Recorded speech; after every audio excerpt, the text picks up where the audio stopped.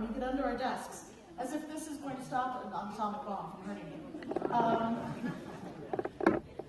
We grew up in a nuclear age, in the Cold War age. Or is this the end of the war, right? Is this the war that ended two tyrannies, in this case, Hitler and his empire? Was this the thing that saved American lives? So why did we drop this bomb? And what kind of meaning does it have? There's a bunch of questions historians ask. Most argue actually that Japan was on its knees. Japan was ready to surrender. Well, if Japan was ready to surrender, then why did we drop this bomb? Was it really a military reason? Some argue there were definitely military benefits to it, but there might be other things going on. For example, was this actually the first act of the Cold War? Was this the moment when the United States was showing its power in relation to its then ally, but certainly adversary, the Soviet Union? So was it really about Japan? Was it about thinking about the post-war political scene? Also, people ask, why did we drop on Japan? Bomb on Japan? Why did the United States drop the bomb on Japan? Depictions of the enemy in this exhibit were multiple. And they were put in the exhibit, and they showed all the damage that nuclear fallout did to human beings in Japan. There was a lot of pushback against that, because it made American servicemen and women, many of them, upset. Because those lives were not as valuable as the lives of American soldiers in this question of how do we end this war. One of the other problems with the exhibit that many people critiqued is that it was too much on the left. It didn't talk enough about the Japanese atrocities, and Japan was a formidable enemy.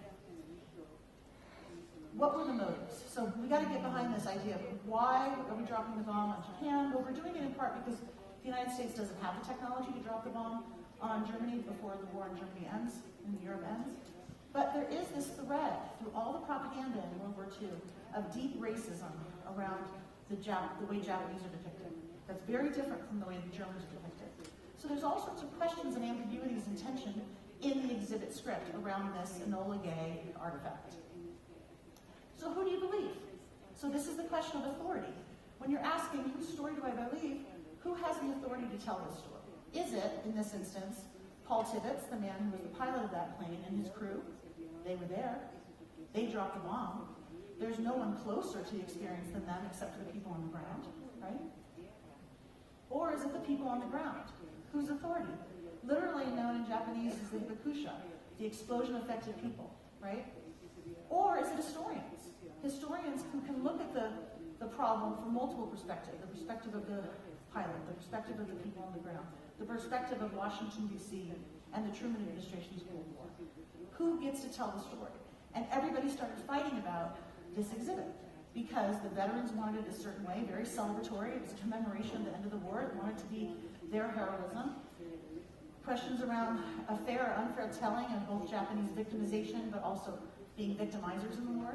And then academics who are saying, but wait, there's more out there that we need to pay attention to. Now the problem here is, this is a museum that's paid for by American taxpayer dollars, right? So the other thing you have to think about is funding. It's not just location, and who gets to tell the story, but who's funding the story? Whose money's behind the story? And in this instance, the museum of the National Air and Space Museum, there was a hearing in Congress around the Smithsonian's funding. And most of the senators, or a good bit of the senators on that hearing committee, the Rules Committee, were themselves World War II veterans.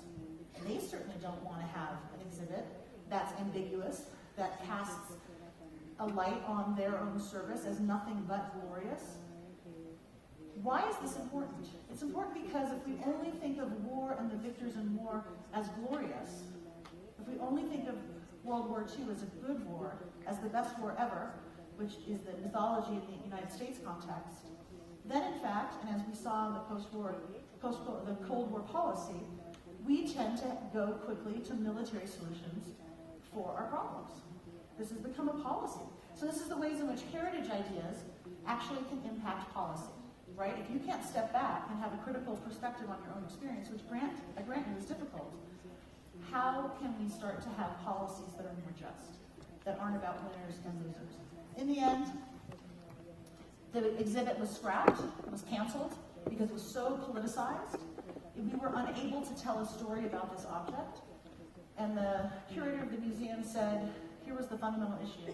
Do you want to do an exhibit that makes veterans feel good, or do you want an exhibition that will lead our visitors to think about the consequences of the atomic bombing of Japan? Frankly, I do not think you can do both. And because you're here today to be in that latter group, to think about the consequences of things, right? That's why you're Day of Knowledge, all of you, right? You're here to think and to be bothered and to walk away wanting to continue to ponder. This should trouble you. It should trouble you that this censorship occurred around this object. In the end, the head of the museum resigned.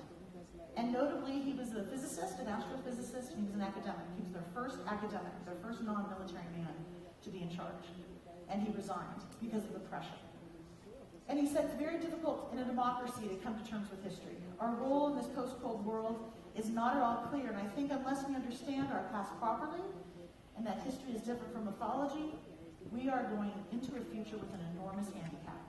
So back to your point, Professor, about history being constructed by nature, by having an impact both on the heritage that people see as part of their education in the public sphere, funded by the state, and also an impact on that idea of war as positive. It got the U.S. out of the Depression. It wasn't fought on U.S. soil. There was a clear victory. War is good. There are real consequences to this kind of thinking, to holding too tightly to mythology, to heritage.